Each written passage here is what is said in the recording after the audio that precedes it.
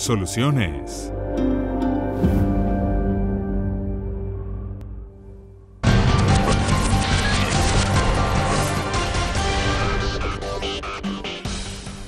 Continuamos con más de Soluciones, hoy nuestro programa dedicado a la prevención del cáncer de cuello uterino.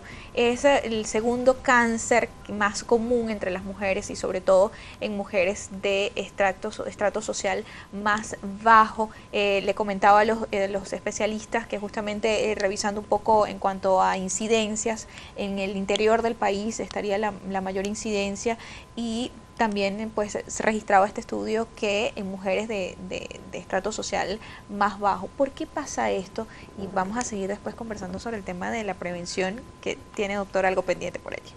Sí, bueno, el estrato socioeconómico bajo sigue siendo un riesgo, un factor de riesgo para el cáncer de cuello uterino y es multifactorial también. Quizás probablemente se incluye el déficit nutricional, el factor genético, la parte nutricional es importante como factor de riesgo en la parte oncológica de diferentes tipos de cáncer de cuello uterino. La promiscuidad probablemente siga siendo mayor también en estos estratos, el hábito tabáquico, etcétera, que son factores de riesgo, y quizás también la falta la ausencia de la consulta anual, como lo dijo Alejandro, al ginecólogo, los centros de salud ambulatorios que hacen citologías poblacionales en masa. Muchas veces la mujer va a hacerse la citología y luego no toma el resultado. Las citologías quedan pendientes, los resultados, porque salen dentro de 2 o 3 meses, porque hacer la citología tiene su proceso, pareciera un procedimiento sencillo, pero desde la toma del cuello uterino a la fijación, a ir al laboratorio, etcétera, o sea, tiene su proceso. Entonces muchas veces los centros de salud tardan tiempo en entregar eso y el paciente probablemente no lo busque y ahí hay un NIC o alguna lesión preinvasora que no se diagnostica, etcétera, e influye en todo esto.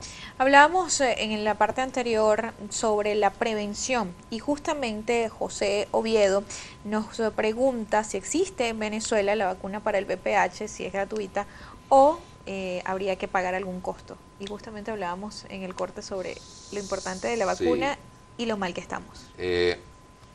Nosotros en el instituto, cuando hacemos nuestras conferencias de ginecología, una de las primeras precisamente sobre prevención, factores de riesgo en cáncer de cuello uterino, que es un problema de salud pública en Venezuela, y la doctora Cutiño habla mucho sobre la vacuna de VPH. La vacuna de VPH se estableció desde los años 2005-2006, ya mundialmente. En Venezuela no hay.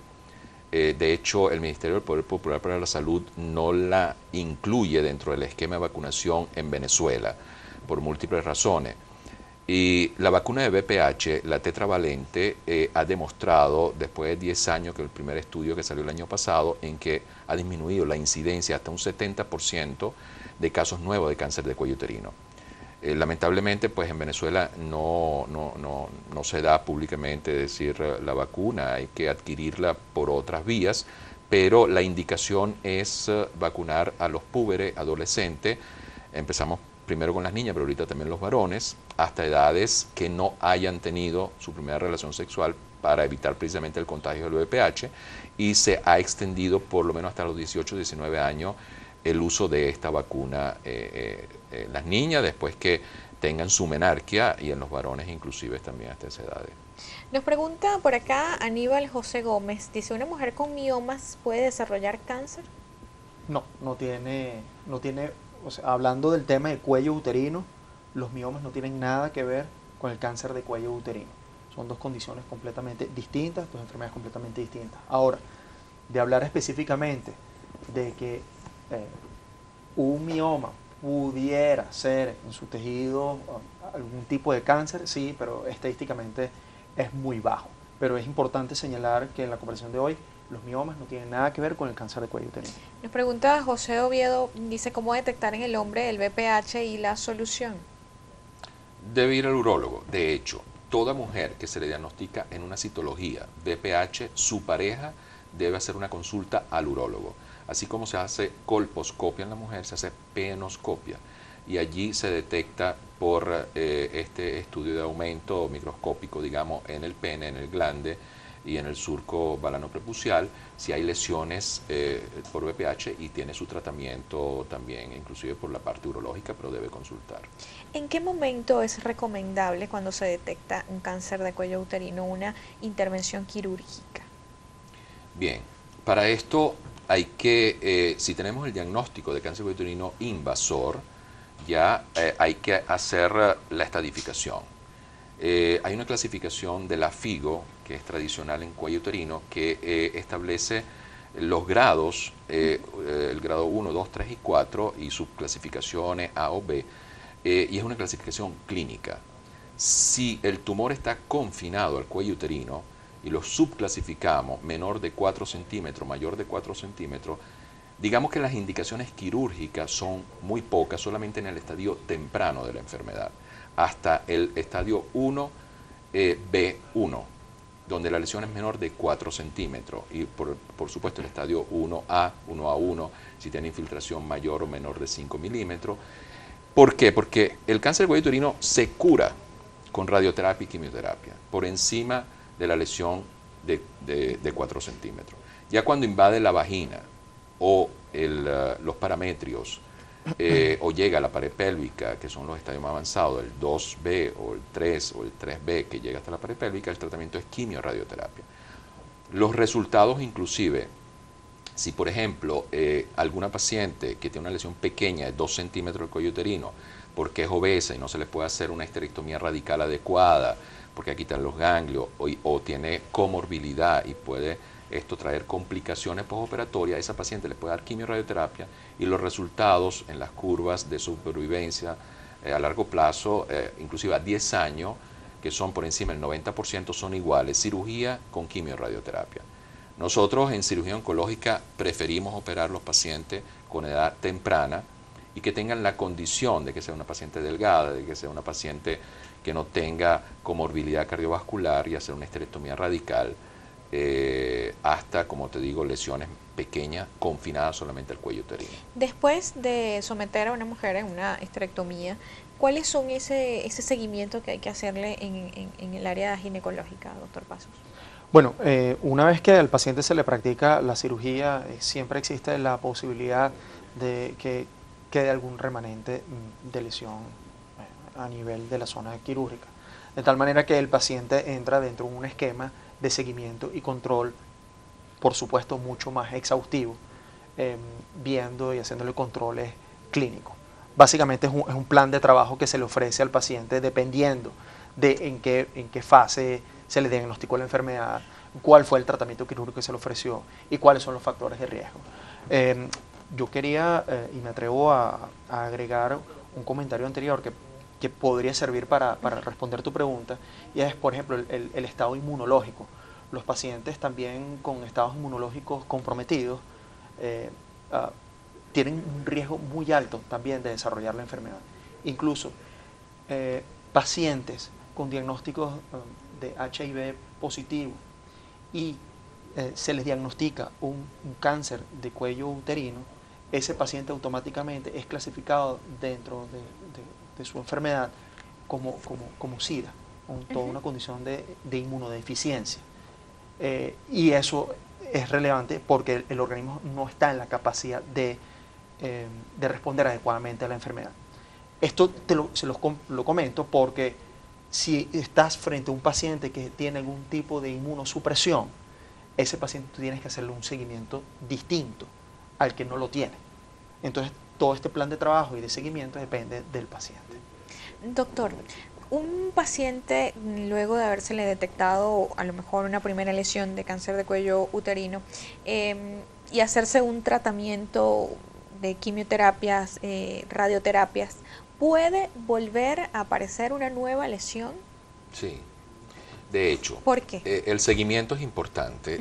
Todo paciente oncológico debe entender que el primer año después del tratamiento, así desaparezca la lesión, tiene que verse cada 3 meses en cuello uterino. Un examen clínico con espéculo, inclusive de citológico, y en ocasiones también hace falta hacer colposcopia de seguimiento.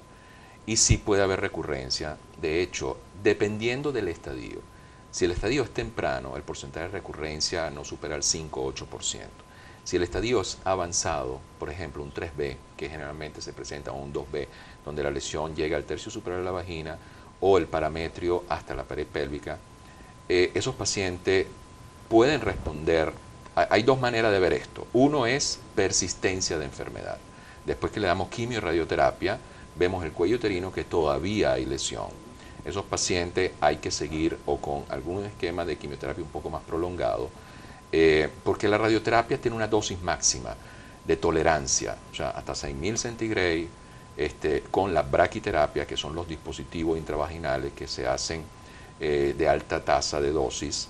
¿Cómo es la braquiterapia, doctor? La braquiterapia es, después de la radioterapia externa, es un procedimiento en el cual hay unos dispositivos transvaginales que se llama tándem y que va directamente anclado al orificio cervical externo, en donde eso se coloca bajo sedación porque molesta, y son de alta tasa de dosis, donde los haces inciden directamente al cuello uterino, diferente de que la paciente se pone una máquina de radioterapia externa e incide en la máquina a la pelvis.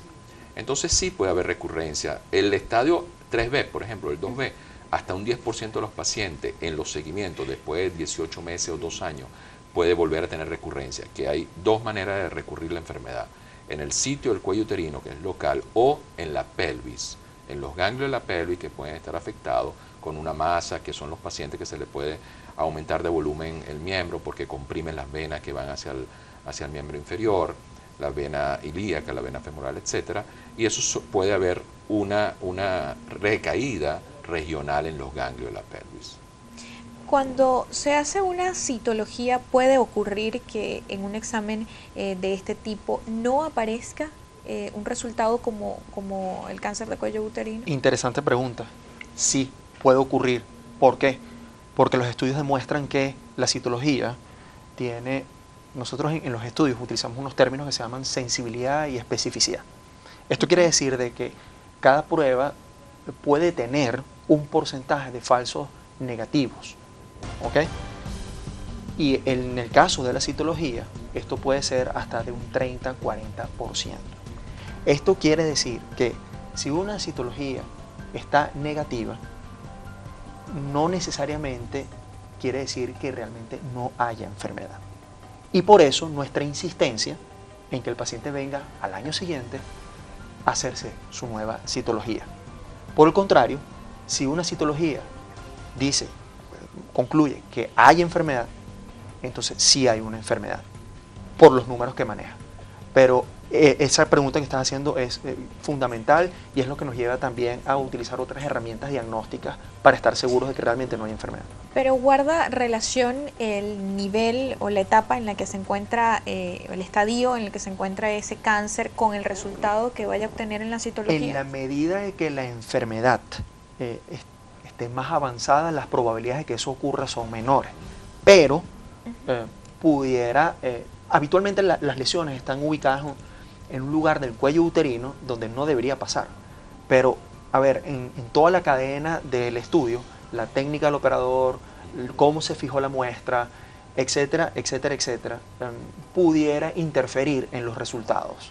De tal manera que, a pesar que esté en una etapa avanzada, pudiera suceder. Agregando a ese punto, hay situaciones donde el cáncer del cuello uterino, en vez de crecer hacia afuera en el cuello, cuando nosotros colocamos el espéculo y vemos el orificio cervical externo y el cuello uterino, generalmente la lesión es exofítica o una úlcera, pero en ocasiones esa lesión es endofítica, crece hacia el canal endocervical, y esto puede ocurrir que estreche ese canal endocervical e inclusive puede producir hematometras, es decir, el útero en mujeres perimenopáusicas o premenopáusicas hemos visto que dejan de sangrar porque se obstruye el canal, que son los adenocarcinomas de cuello uterino, que es diferente al carcinoma de célula escamosa, en donde tú tomas una citología y puede que sea un falso negativo porque no le está llegando a la lesión, porque el problema es llegar a la lesión.